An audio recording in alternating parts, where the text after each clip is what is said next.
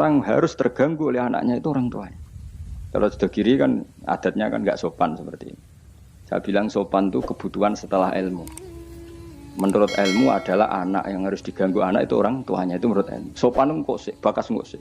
Nomor loro telu. Aturan ilmu ditegakkan dulu. Bahwa jadi korban anak harus orang tuanya. Ketika anak ingin uang harus orang tuanya yang jadi korban. Jangan orang, itu ilmu. Yang kedua kalau kita baru bicara etika. Nah iso jaluk pas tangi masalah iki bocah. Lah nak nuruti etika aku yo duwe aku yo pas aku seneng pas apian. Akhirnya bojoku nurut karena bojoku ya keluarga kiai suka ilmu. Nah ya gede-gede ge mari piyambak. Anggere gede-gede ge isin piyambak mari napa. Piyambak. Tapi kan jelas bocah iki utang jasane mbek wong tua. Bahkan saiki sudah gede mikir bapak iku apik tenan turu tak gawe gak tersinggung. Lho kula biasa 10 menit turu digo anak kula jam mlaku-mlaku iki kula mlaku-mlaku.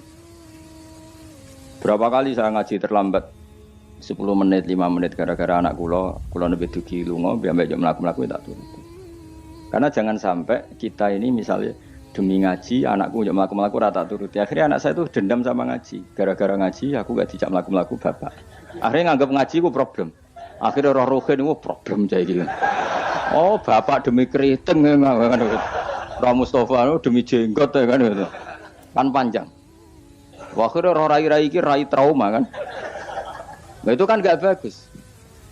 Tapi nak tetap melaku-melaku, nggak wes pas melaku-melaku tetap ngaji.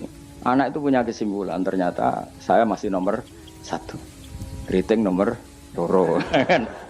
Keritingnya ya maklumi nak waras. Umpamanya aku ranai kan. Makanya saya itu dugaan saya. Kenapa Rasulullah ketika beliau sujud Hasan Husain ini menganggap Rasulullah tiga jaran-jaranan. Cara Jawa tiga apa? Terus wah ditumpahi be Hasan, si masyhur itu Hasan. Ya tentu Hasan Husain tapi sing ning riwayat itu Hasan. Iku Rasulullah lama sekali sujud. Sampai sahabat itu karena saking dekatnya wahyu, zaman itu cara berpikir ahadasa fihi syai'un atau ahadasa fin nabi syai'un. Apa nabi ada wahyu baru sehingga sujud selama itu. Jadi sahabat belingu ya penting. Akhirnya orang sing enggak ya rugen-rugen niku udah enggak. Mergo sujudnya enggak wajar apa? Kan Nabi kan tentu istiqomah, biasanya 2 menit ya 2 menit, biasanya 1 menit. Ini kok sampai 5 menit semua. Akhirnya sahabat langsung enggak terima, udah enggak. Ini ada wahyu baru bahwa aturan sujud harus selama itu. Dua enggak. Jebule ono Hasan. Oh, iki to perkara ne. Tapi baru kayak sahabat beling iki ono riwayate. Cara dekne ra nginceng. Jadi kadang beling ya penting. Tapi sing beling ben sahabat. Mereka tetap akeh ganjarane. Iki ora usah salat dangak-dangak ngono ora usah. Kau belingi sahabat paling ngono belingmu kebablas. Akhirnya Nabi ngendikan, tadi saya sujud, sebetulnya saya ingin standar, ingin istiqomah, tapi ada cucu saya. Alasannya Nabi, ben putuku ora mangkel wae. Jangan sampai kebaikan itu jadi problem bagi anak cucu kita. Coba misalnya Nabi kiai-kiai nyara saiki. Cah cilik tok ora usah nang masjid biasane. Tuh, nek ana cah cilik teko jare karena khotibe tersinggung, pidato ora dirungokno. Dia momen jadi khotib kan iki. Ngono kok diganggu apa? Biasane sing ngamuk khotib. Dulu pernah beberapa masjid itu gawe pengumuman anak kecil kan. Iku sing nglawan kula tangan sekitar kok. Ben dolanan nang masjid. Karena negeri malah gue sudah bingung. Ngerame ya enggak gue khutbah, gak penting syarat rukun. Secara aku ini wis ra penting, penting aku cuma enten ora tau meneliti. Tapi yang saya pastikan gini ya, secara ilmu itu muqaddam alal adab. Ilmu itu harus didahulukan alal adab. Ada hal-hal tertentu yang menang adab, tapi yang ilmu yang tidak wajib. Tapi nak ilmu fardhu ain pasti menang. Iya mau tadi misalnya. Akhirnya anak kula nggih biasa gugah kula nganti saiki nggih biasa. Sing terutama sing alit, nak sing gedhe nggih isin dhewe. Karena tadi bojo kula tak omongi ngono, nek ape lunga tadi kepentingan harus gugah saya ya gugah. Yang harus diganggu seorang istri adalah suaminya. Supaya aturan main itu jelas. Lho mbak dalam saya saja berani gugah saya. Karena tak atur mbak dalam saya yang bagian ibu tak kaidah kali ibu gerah saya di rumah gugah totok om. Jika supir kula ya wani. Karena itu kaidah. Jangan sampai misalnya ibu gerah jam 1:30 karena etika nunggu Gus Bak wungu misalnya. Itu kan parah terus akhirnya sampai subuh. Jadi ilmu itu harus muqaddam apa? Bahwa ibu itu segala-galanya. Sampai sekarang, saya beberapa kali setengah dua ditotok Mbak Dalem atau Kang Dalem. Gus ibu gerak ini, saya bangun langsung bawa ke rumah sakit atau gimana. Etika itu badal ilm. Jadi ketentuan ilmu itu nomor satu. Iya, gue cukup anak kiai kok delok TV itu rasa etika kan. Tapi mesti mbok pikir gak delok ning omah tapi delok ning tangga. Apik diganggu wong tuane mek ganggu tanggane. Lho ganggu tangga misalnya, tapi tanggane seneng. Misalnya wong ibu-ibu kok pendelok angling darmo, anak ndelok teletabis, ya kan ora sambung. Tetep ganggu. Ibu-ibu di selera enggak misalnya. Misalnya kok pendelok sinetron, anak ndelok teletabis misalnya. Ayo, Mustafa delok film ISIS. Ya kan jenenge wong kan selerane beda-beda. Naruh kan delok bolot misalnya kan. Wong aku es kiai kecelok wong alim. Seneng aku delok TV nganti saiki ya mak lampir. Mergo ora mikir, aku pokoke seneng delok TV ora mikir. Bojoku ya eskal. Nah, cawe itu kan seneng delok film wong ayu-ayu, mergo delok penampilane. Nah, aku seneng delok mak lampir, angling darmo sing lucu-lucu, sing mokal dadi karwan ra tak pikir ngono.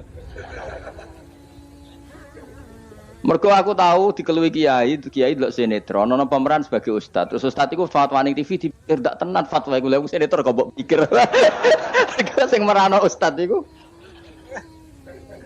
Ya sing merano ustaz kan kadang fatwa gitu.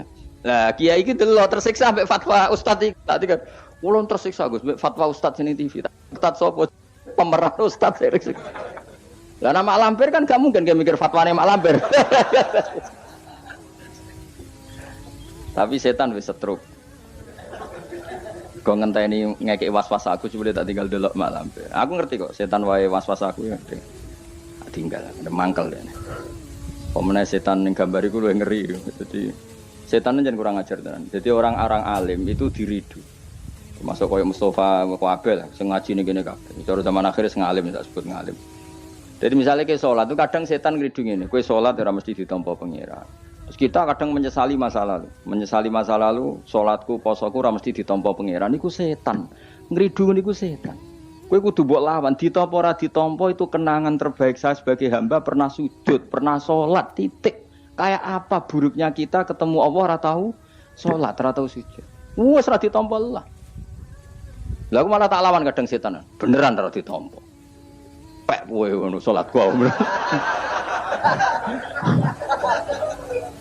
Mungkin ora tau salat, pek-pek salat gua.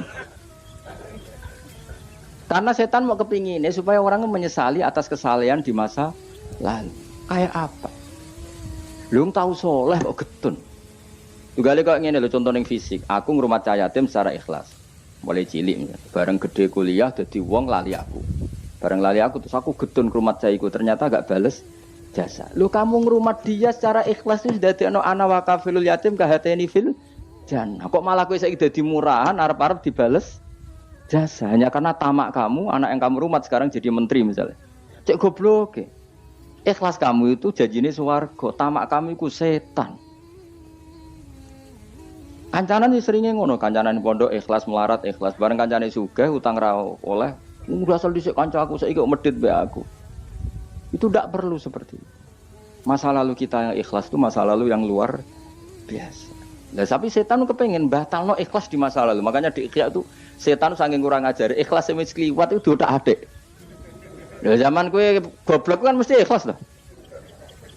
Nah, cara Mbah Mun guyonane santri mbek kiai ku ikhlas santri. Mergo santri ku nyucup kiai sapa ikhlas.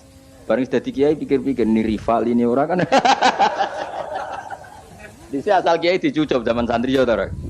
Bareng dadi kiai, ki rival, iki rapati alim gitu. Ikhlas dia.